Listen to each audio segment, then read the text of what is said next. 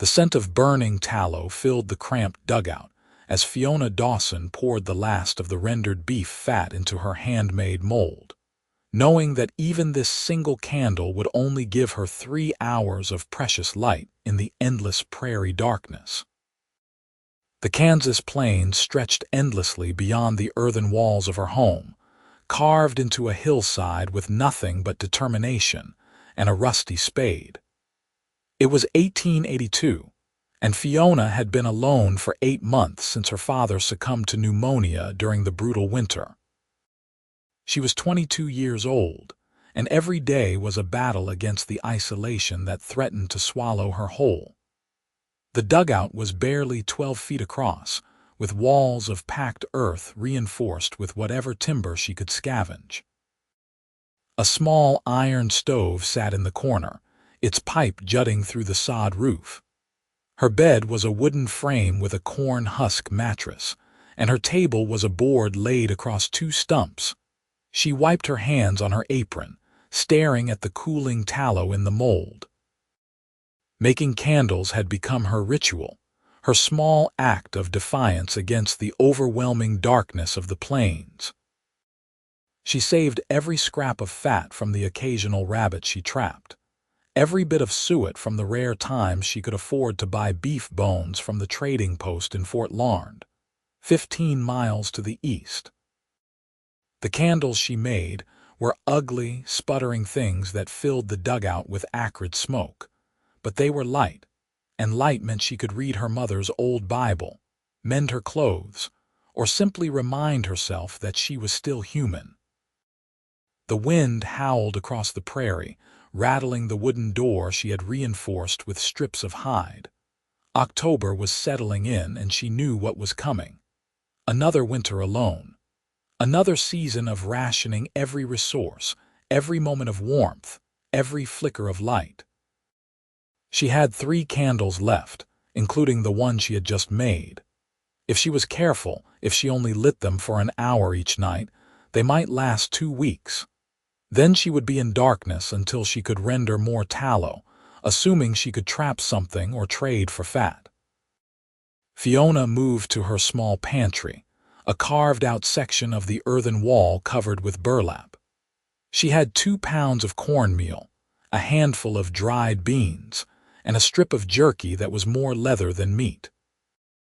The vegetable garden she had planted in the spring had yielded barely anything in the harsh soil. She was surviving, but barely.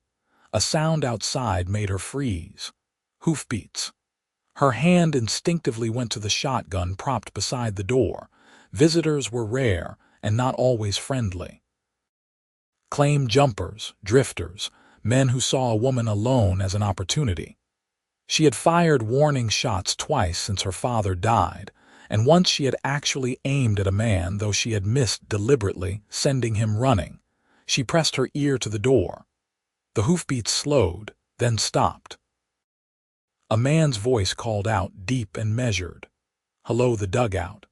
I am not here to cause trouble, just passing through and saw your chimney smoke, thought you might trade for some supplies." Fiona hesitated. The voice did not sound threatening, but voices could lie. She picked up the shotgun and cracked the door open, keeping the barrel visible. The man sat astride a large bay horse, his hat pulled low against the wind. He was young, perhaps in his mid-20s, with a weathered face and dark hair that curled at his collar. He wore a long canvas duster, and she could see a revolver on his hip, but his hands were raised, palms out, showing he meant no harm. "Name is Owen Donnelly," he said.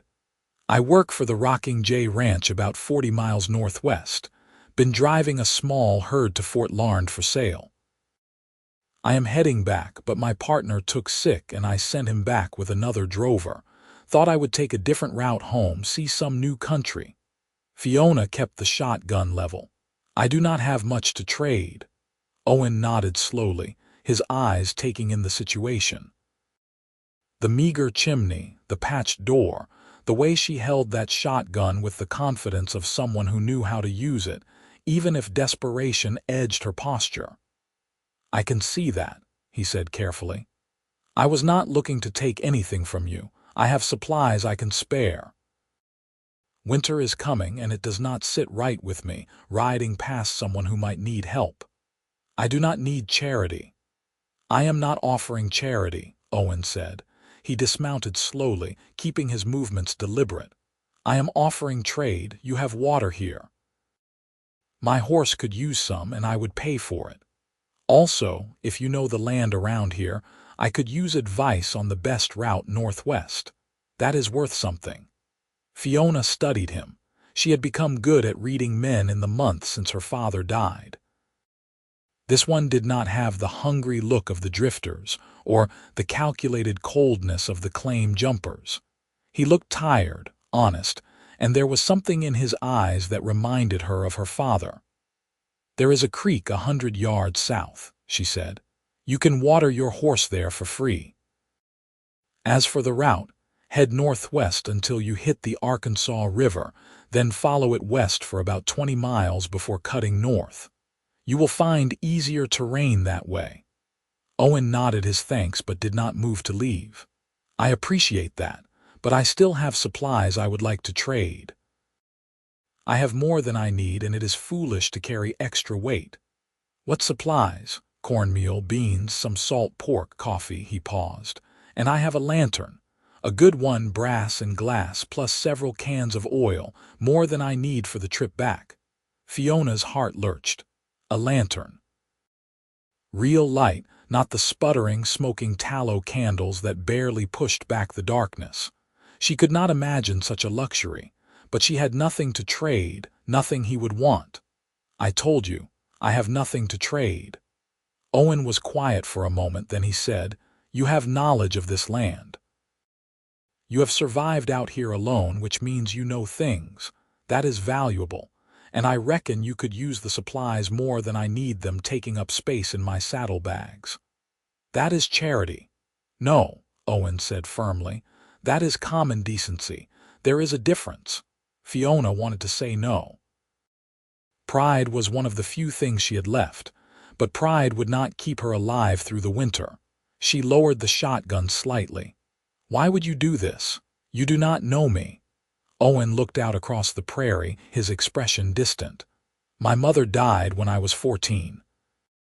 Left my father with 5 children to raise on a failing homestead in Missouri. People helped us. Neighbors brought food, helped with the harvest, kept us going until we could stand on our own. My father always said that kindness was not a debt. It was a river. It flows from one person to another, and the only way to honor it is to let it keep flowing. He looked back at her. So I am letting it flow. Fiona felt something tight in her chest loosen just a fraction. She opened the door wider. You can come in, but keep your hands where I can see them. Owen nodded and reached for his saddlebags. He pulled out a burlap sack and a wrapped bundle, then grabbed a larger item, the lantern, gleaming even in the gray daylight. Fiona stepped back, and he entered the dugout, his height making him stoop under the low roof. He set the supplies on her table and stepped back, giving her space. Fiona approached slowly, her eyes on the lantern.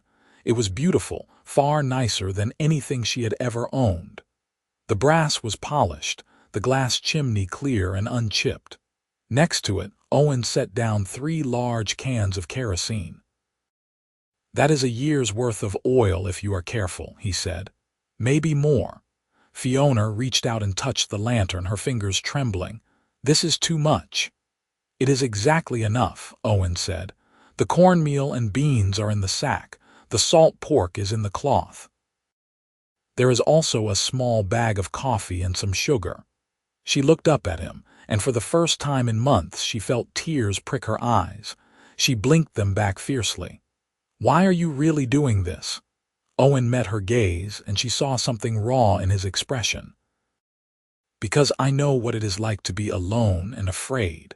Because I know what it is like to sit in the dark and wonder if tomorrow will be the day you cannot go on. And because no one should have to live like that if there is something I can do about it. Fiona swallowed hard. Thank you, she whispered. Owen nodded. You are welcome. He glanced around the dugout, taking in the sparse furnishings, the carefully organized supplies, the way everything spoke of someone fighting to survive. "How long have you been alone out here?" "8 months. My father died last February. No other family. No, my mother died when I was 12. It was just my father and me. We came out here 3 years ago, filed a claim. He wanted to build something, leave me something." She laughed bitterly. "He left me a hole in the ground and 160 acres of stubborn dirt. You could sell the claim, go back east. And do what? I have no family there, no prospects. At least here the land is mine. I can survive." Owen looked at her with something like respect. "That takes courage." "It takes stubbornness," Fiona corrected. "Courage would be knowing when to quit." "Maybe stubbornness is just another word for courage," Owen said. He moved toward the door. "I should let you be. But if you need anything, the Rocking J is 40 miles northwest, just south of the Smoky Hill River. Anyone in the area can point you to it. You come by, we will help however we can." Fiona followed him to the door. "I will not forget this." Owen mounted his horse and looked down at her. In the fading afternoon light, she could see his face more clearly. He had kind eyes, she realized, the color of creek water in summer. There was a sadness in them, too, a weight he carried. "You take care of yourself," he said. "You too." He tipped his hat and turned his horse northwest. Fiona stood in the doorway, watching until he disappeared over a rise. Then she went back inside and closed the door. She lit the lantern, adjusting the wick until it glowed with a steady, beautiful light. The dugout was transformed. Every corner was visible, warm and golden. She could see the titles on her father's 3 books on the shelf. She could see the mending in her lap without squinting. She could see her own hands, rough and calloused, but still her hands. She sat down at her table and cried. Not from sadness, but from relief, from gratitude, from the overwhelming realization that she was not entirely alone in the world. Someone had seen her, truly seen her, and had cared enough to help. It was a small thing, perhaps, to a man like Owen Donnelly. But to her, it was everything. The days grew shorter as October gave way to November. Fiona rationed the lamp oil carefully, lighting the lantern only for a few hours each evening. But those few hours made all the difference.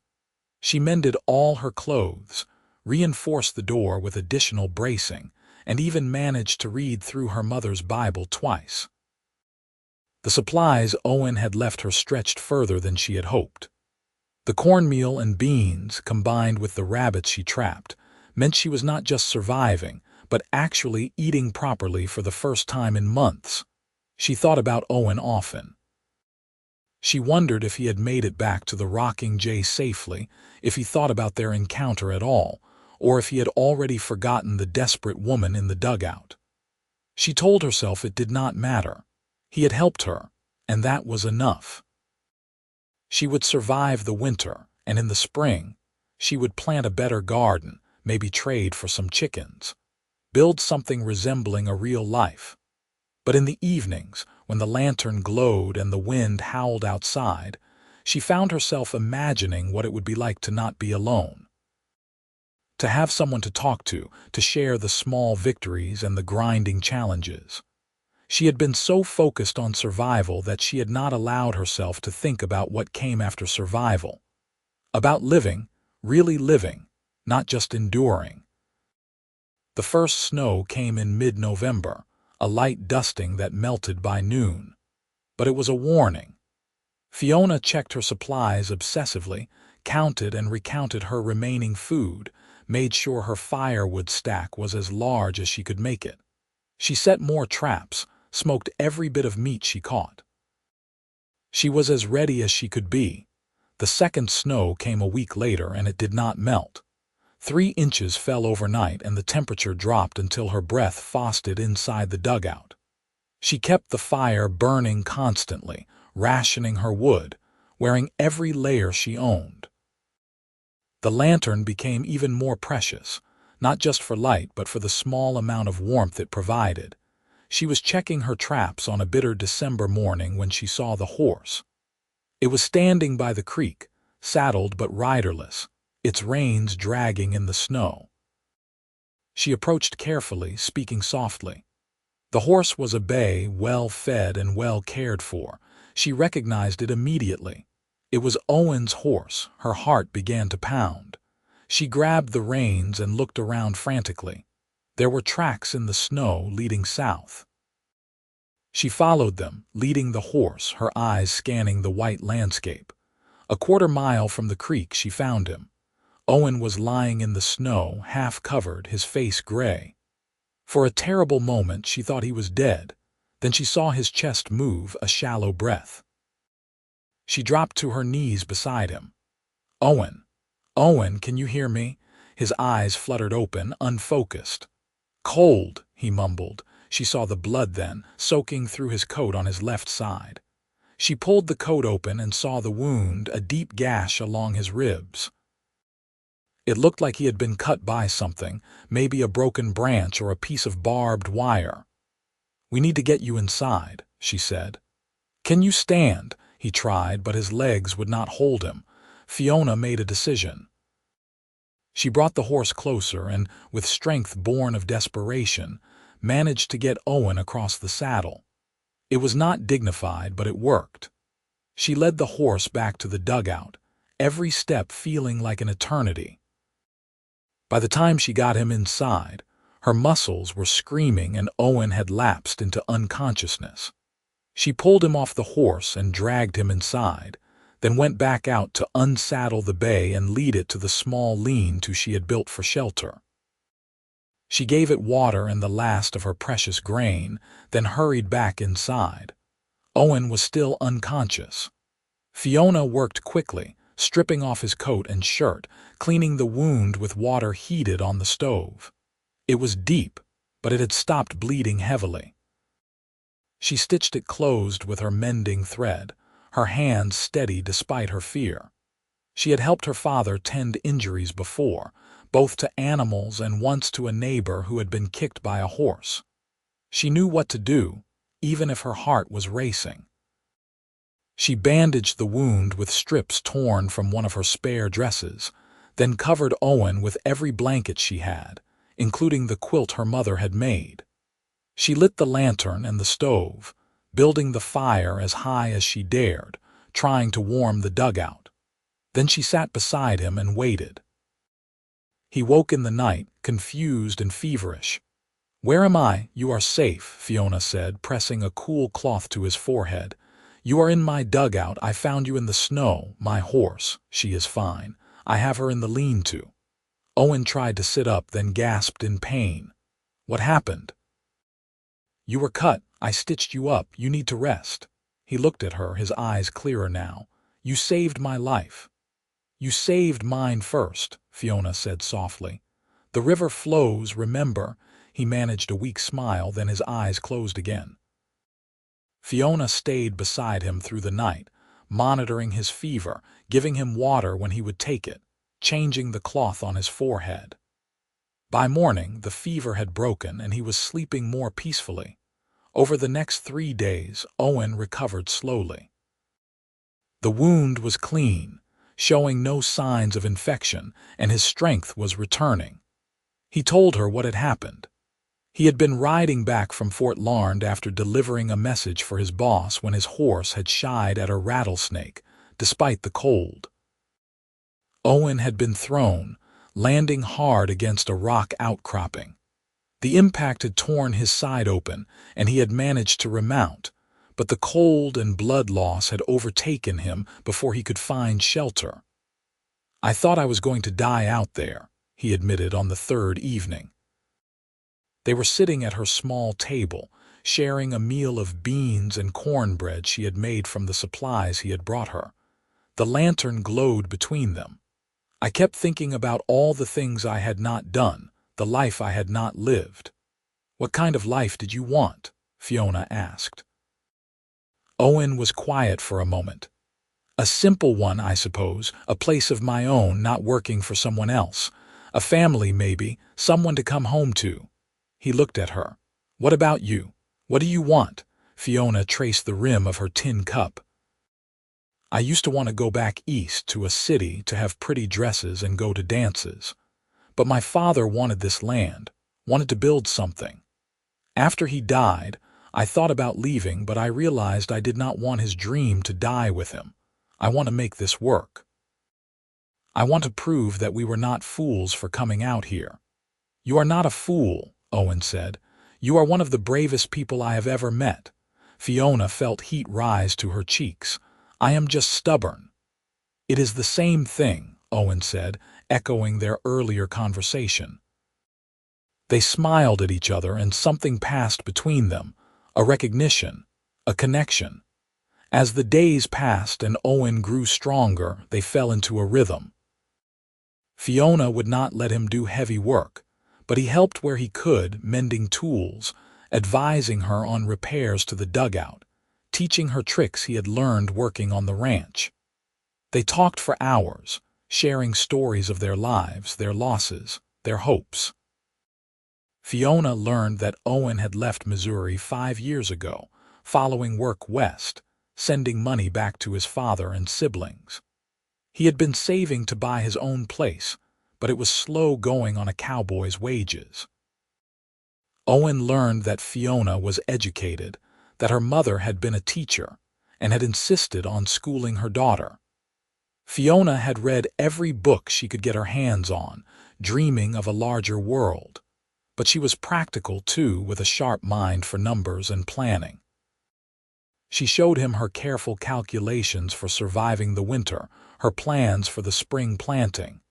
You should rotate your crops, Owen said, studying her sketches. Plant beans 1 year, corn the next in different sections. It keeps the soil healthier. How do you know that? My father tried everything to keep our Missouri farm going. Some of it worked, some did not. But that trick, that one worked. They were sitting close together at the small table, the lantern casting their shadows on the earthen walls. Owen looked up from the papers and their eyes met. The air between them seemed to thicken. Fiona felt her breath catch. She had not been this close to another person in so long, had not felt the warmth of another human being, the possibility of connection. Owen reached out slowly, giving her time to pull away. His hand covered hers on the table. His palm was rough, calloused from years of hard work, but his touch was gentle. Fiona, he said softly, I should tell you something. What? When I rode away from here that first time, I could not stop thinking about you. This brave woman, alone on the prairie, fighting for her life. I told myself I was just being neighborly, that it was the right thing to do, helping you. But the truth is, I rode back this way hoping for an excuse to see you again. Fiona's heart was pounding. You did. I did. And then I went and got myself half killed and became a burden to you instead. You are not a burden, Fiona said. You have been. She searched for the right word. You have been a gift. These past weeks, having someone to talk to share meals with, to not be alone, I did not realize how much I needed that until you were here. Owen turned her hand over, his thumb tracing her palm. I do not want to leave, he said. I know I have to, I have responsibilities at the ranch, but I do not want to leave you here alone again. What are you saying? Owen took a breath. I am saying that in a few weeks, when I am healed enough to travel, I want you to come with me. Not to the ranch, but to Fort Larned. There is a preacher there. We could get married properly. Then we could file for a homestead together, combine our resources, build something real. Your land here and whatever I can buy, we could make it work. Fiona stared at him. You are proposing to me. I suppose I am doing a poor job of it, Owen said with a self-deprecating smile. But yes, I am asking you to marry me. I know it is fast. I know we have only known each other a short time, but Fiona, when I was lying in that snow, all I could think about was you.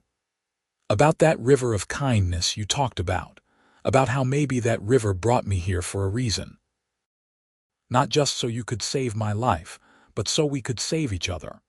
Tears filled Fiona's eyes. "I do not know what to say." "Say yes," Owen said. "Say you will take a chance on a cowboy who has nothing but a good horse and a year's supply of lamp oil to his name." Fiona laughed through her tears. "You forgot the lantern." "And the lantern," Owen agreed. "That is an important detail." She looked at their joined hands, at this man who had appeared in her life twice now, both times bringing light. She thought about her father's dream, about her own loneliness, about the long winter ahead. She thought about the way Owen made her laugh, the way his presence filled the dugout with warmth, the way his eyes crinkled when he smiled. She thought about trust, about faith, about taking chances. "Yes," she whispered. "Yes, I will marry you." Owen's face split into a grin. He stood, pulling her up with him, and wrapped his arms around her carefully, mindful of his healing wound. Fiona buried her face in his shoulder, breathing in the scent of him, soap and leather and something essentially him. He kissed the top of her head and she tilted her face up. Their lips met softly, tentatively, then with growing confidence. It was Fiona's first real kiss, and it felt like coming home. They spent the rest of December making plans. Owen wrote a letter to his boss at the Rocking J, explaining that he would not be returning, thanking him for the years of work, and asking that his final wages be sent to Fort Larned. He wrote another letter to his father in Missouri, telling him about Fiona, about their plans. Fiona sorted through her meager possessions, deciding what to take, what to leave. They would keep her claim, but they agreed that the dugout was no place to start a marriage. They would go to Fort Larned, get married, and then decide where to settle.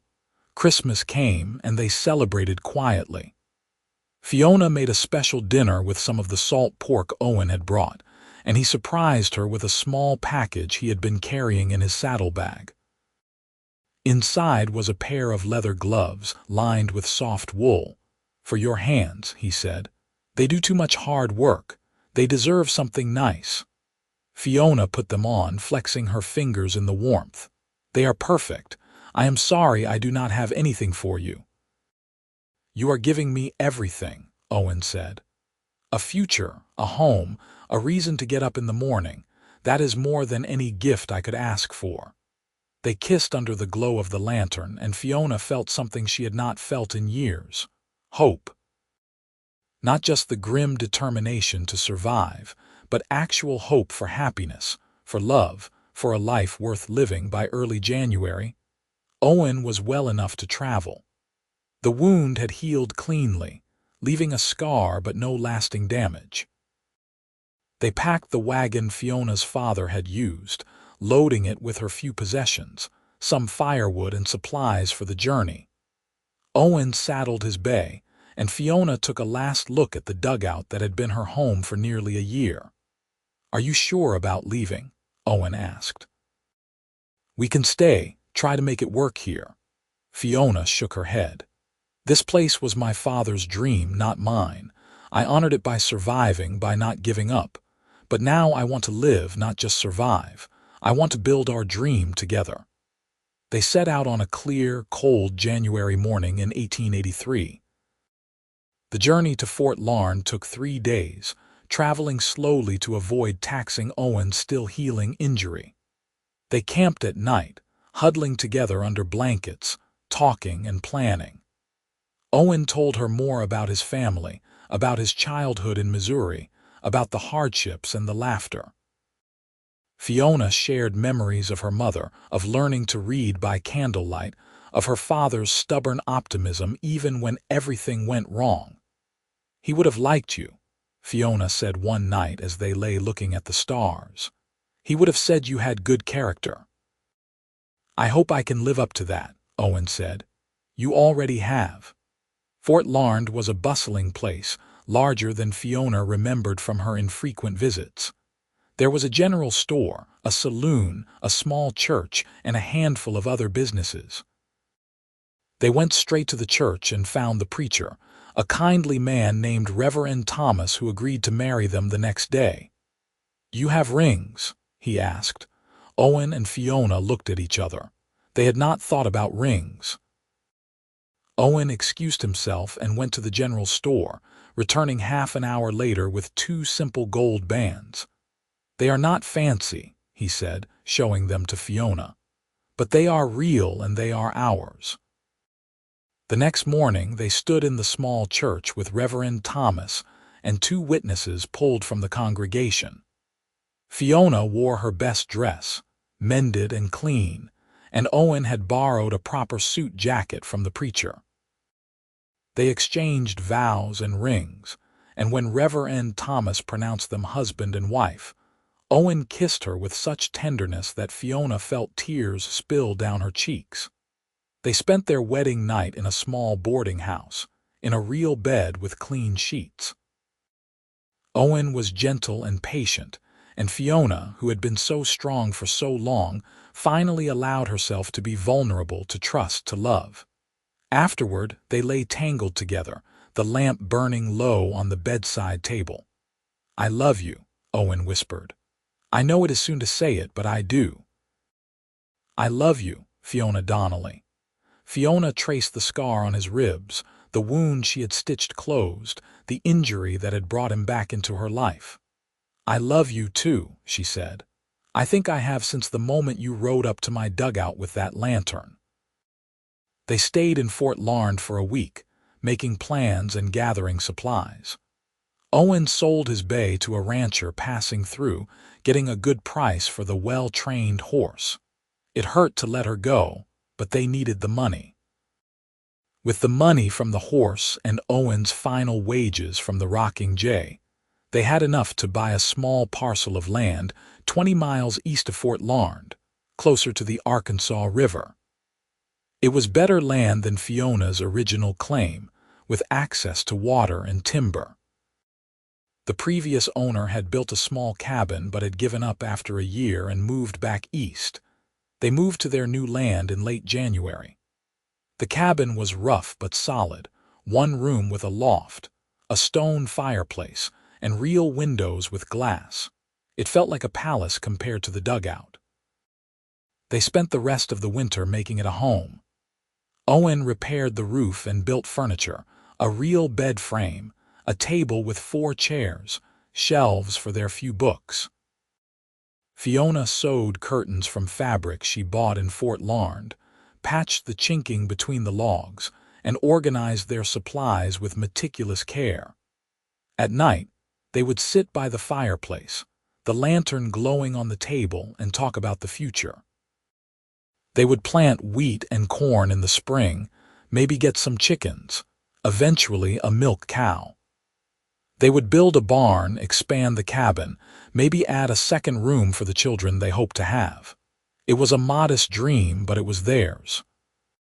Spring came late that year, but when it arrived, it was glorious. The prairie exploded with wildflowers, and the Arkansas River ran high with snowmelt. Owen and Fiona worked side by side, plowing and planting, their hands blistered but their spirits high. They were not just surviving now, they were building a life. In April, a letter arrived from Owen's father. He was proud of Owen, he wrote, and happy that he had found love. He sent his blessing and a small amount of money as a wedding gift. Owen read the letter aloud to Fiona, his voice thick with emotion. "He says he hopes to visit someday to meet you," Owen said. "I would like that," Fiona said. "I want to meet the man who raised someone like you." Their first harvest was modest but respectable. The wheat came in well enough that they were able to sell some in Fort Larned and keep enough for their own needs.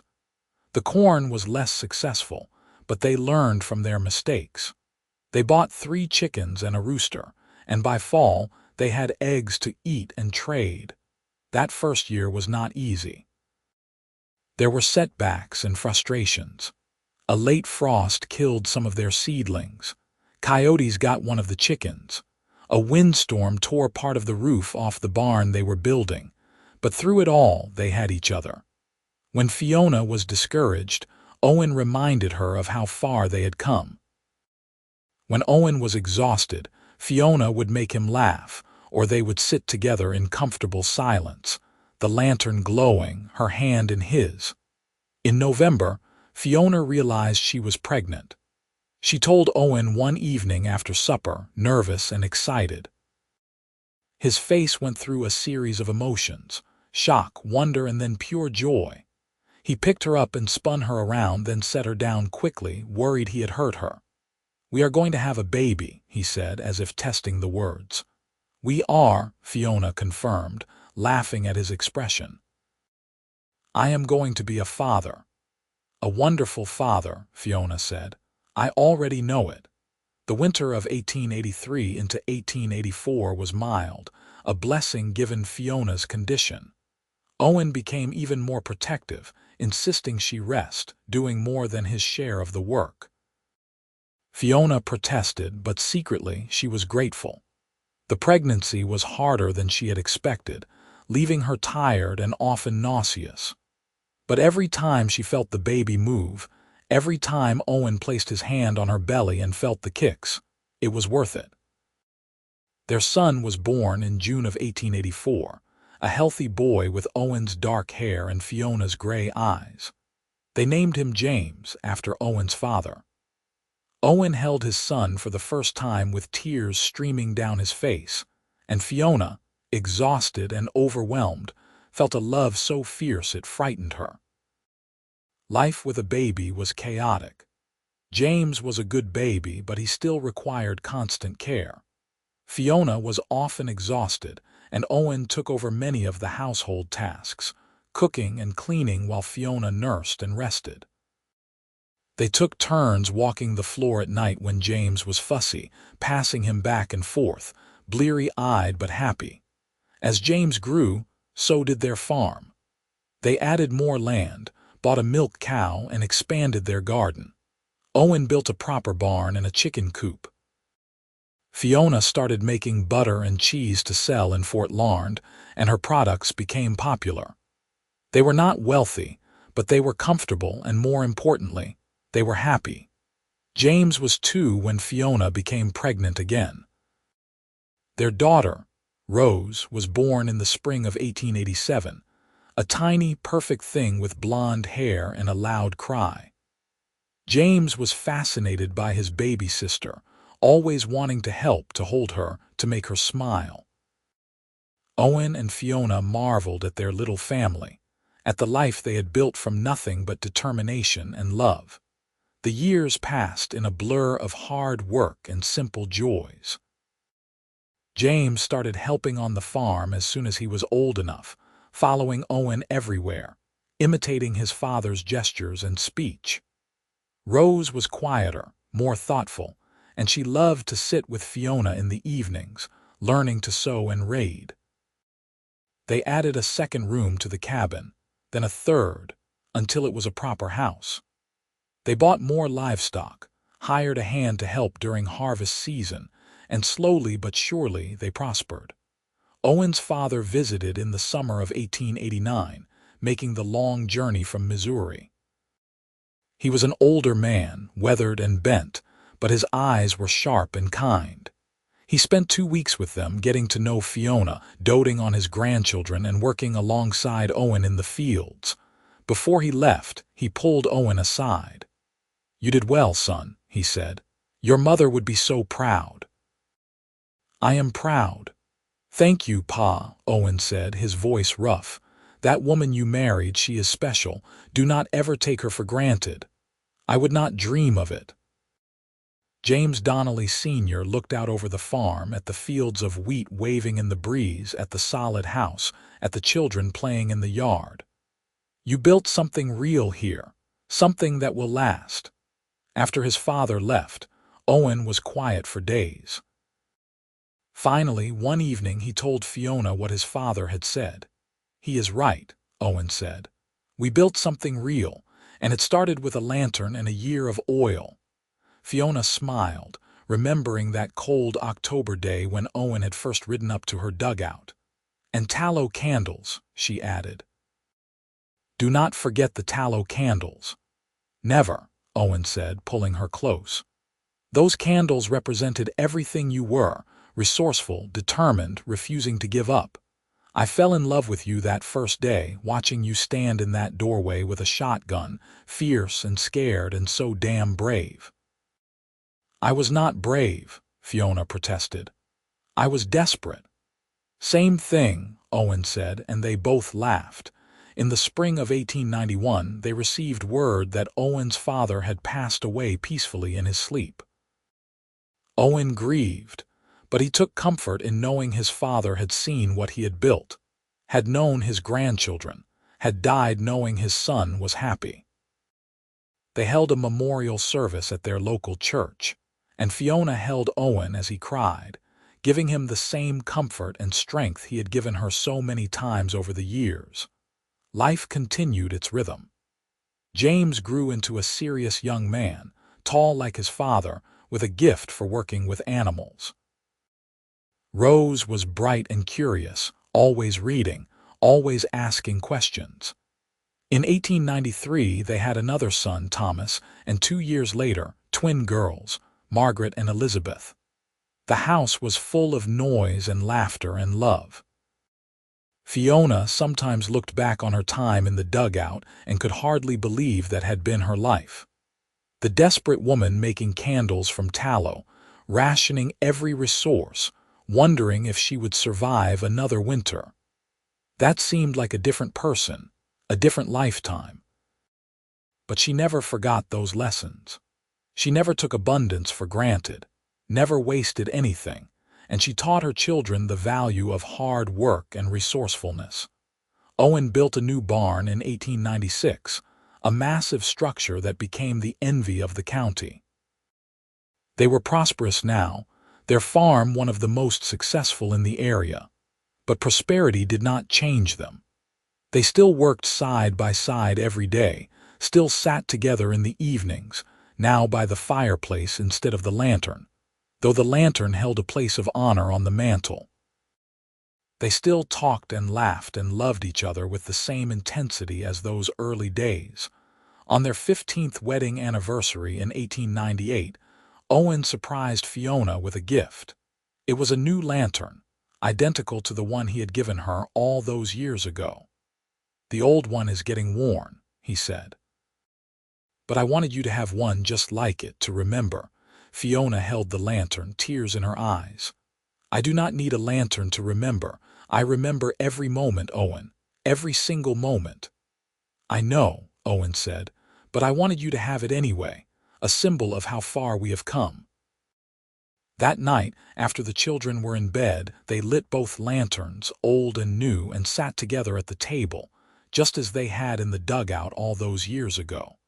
The light was warm and golden, filling the room, pushing back the darkness. "You ever regret it?" Fiona asked. "Giving up the cowboy life, settling down?" Owen looked at her as if she had asked the most ridiculous question in the world. "Regret marrying the love of my life, building a home, raising a family. Not for a single second. This is everything I ever wanted, Fiona.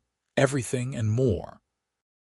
Even when the crops fail, or the animals get sick, or the children are driving us crazy, especially then," Owen said. "Because we face it together. You and me always." As the years turned into decades, their children grew and started families of their own. James married a girl from Fort Larned and took over half the farm, working alongside his father. Rose married a teacher and moved to Wichita, but she visited often with her children. Thomas became a rancher, fulfilling his father's old dream of working with cattle. The twins, Margaret and Elizabeth, both married brothers from a neighboring farm, and they all remained close. The families intertwined. Owen and Fiona became grandparents many times over, and their house was always full of children and grandchildren, noise and laughter and life.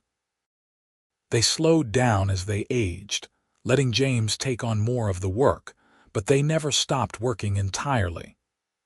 Owen still checked the animals every morning, and Fiona still tended her garden, though it was smaller now. In 1910, On a warm summer evening, they sat on the porch of the house they had built together. Owen was 73, Fiona 70. They held hands, watching the sun set over the fields, painting the sky in shades of orange and gold. "I have been thinking," Owen said, "about that day I found you, or you found me, depending on how you look at it." "I think about it often," Fiona said. "It was the day my life really began." "Mine too," Owen said. "I was just existing before that, moving from place to place, working, saving, waiting for something I could not even name. And then I saw you standing in that doorway, and I knew you were what I had been waiting for." "I was so scared that day," Fiona admitted. "Scared you would hurt me, scared you would leave, scared you would see how desperate I really was." "I saw how strong you were," Owen said. "How brave. I fell in love with your strength, Fiona, and I have loved you more every day since." Fiona leaned her head on his shoulder. "We built a good life, did we not? The best life," Owen agreed. "All from a lantern and a year of oil." "And tallow candles," Fiona reminded him, as she always did. "And tallow candles," Owen echoed, smiling. They sat in comfortable silence as the stars began to appear, one by one, in the darkening sky. Inside the house, they could hear their grandchildren playing, James and his wife preparing dinner. The lantern from that first meeting still sat on the mantel, polished and cared for, a reminder of where they had started. But they did not need reminders. They lived their history every day, in every choice they made, in every moment they shared. As the years continued, Owen's health began to decline. He was still sharp mentally, but his body was wearing out after decades of hard work. Fiona cared for him with the same dedication she had shown that winter when she had found him in the snow. She made sure he was comfortable, that he ate properly, that he did not overexert himself. Owen chafed at the restrictions but submitted because he knew she was right, and because he loved her too much to cause her worry. In the spring of 1915, Owen caught pneumonia. Despite Fiona's careful nursing and the doctor's best efforts, he grew weaker. On a clear April morning, with Fiona holding his hand and all their children gathered around, Owen Donnelly passed away peacefully. His last words were, "I love you," directed at Fiona, and she held him as he took his final breath. The grief was overwhelming. After 47 years together, Fiona felt as if half of herself had been torn away. She went through the motions of the funeral, accepting condolences, comforting her children, but inside she was hollow. James and his family moved into the main house to care for her, and for a while, Fiona simply existed, much as she had in those desperate days in the dugout. But slowly, with the support of her children and grandchildren and great-grandchildren, Fiona began to heal. The grief never left, but it became bearable. She found solace in her memories, in the life they had built together. She would sit on the porch in the evenings, watching the sun set, and talk to Owen as if he were still there. She told him about the grandchildren's accomplishments, about the farm, about all the small details of life he would have wanted to know. She lived for another 7 years, surrounded by the family she and Owen had created. She told stories of the old days to anyone who would listen, about the dugout, the tallow candles, the cowboy who had brought a lantern and a year of oil. About how that single act of kindness had changed everything. On a warm October evening in 1922, 60 years almost to the day after Owen had first ridden up to her dugout, Fiona Dawson Donnelly passed away in her sleep. She was 92 years old. Her children found her the next morning, peaceful and still, a slight smile on her face. On the bedside table, the original lantern Owen had given her was burning, its light steady and warm. They buried her next to Owen in the small cemetery near the church where they had been married. The entire community came to the funeral. testament to the life she had lived and the impact she had made. Her children and great-grandchildren gathered, 3 generations born from the love between a desperate homesteader and a kind cowboy. At the funeral, James Donnelly, now an old man himself, told the story of how his parents had met. He spoke of the tallow candles and the lantern, of the river of kindness that had flowed between them. He spoke of the love that had sustained them through hardships and joys, through seasons of plenty and seasons of want. They started with almost nothing, James said, his voice strong despite his age. A dugout and a cabin, some supplies and a lantern, but they built an empire of love. They taught us that kindness matters, that persistence pays off, that love is not just a feeling but a choice you make every single day. They chose each other every day for nearly 5 decades, and that choice created all of this. He gestured to the crowd, to the family gathered. We are all here because a cowboy decided to help a woman he did not know, and because that woman was brave enough to accept help and take a chance on love. After the funeral, the family gathered at the farm. The house was full, as it had been so often during Owen and Fiona's lives. The lantern, the original one, was placed in the center of the dining table, burning brightly. Around it, 3 generations shared stories, laughed, cried, and celebrated the lives of 2 remarkable people who had built something lasting out of nothing but love and determination. Thomas Donnelly, Owen and Fiona's second son, raised a glass. "To Ma and Pa," he said, "who taught us that light always overcomes darkness if you are brave enough to keep it burning." "To Ma and Pa," everyone echoed, and they drank. The farm continued for another generation, then another. Eventually, as times changed and children moved to cities for work, it was sold. But the story of Owen and Fiona Donnelly lived on. It was told at family gatherings, written down by historians interested in pioneer life, passed from generation to generation. The lantern itself became a family heirloom, carefully preserved, passed down to the eldest child in each generation. In time, as decades turned into a century, the details might have faded or been embellished. But the heart of the story remained true. A woman alone in the darkness, making candles from tallow to survive. A cowboy who brought a lantern and a year of oil, not because he expected anything in return, but because it was the right thing to do.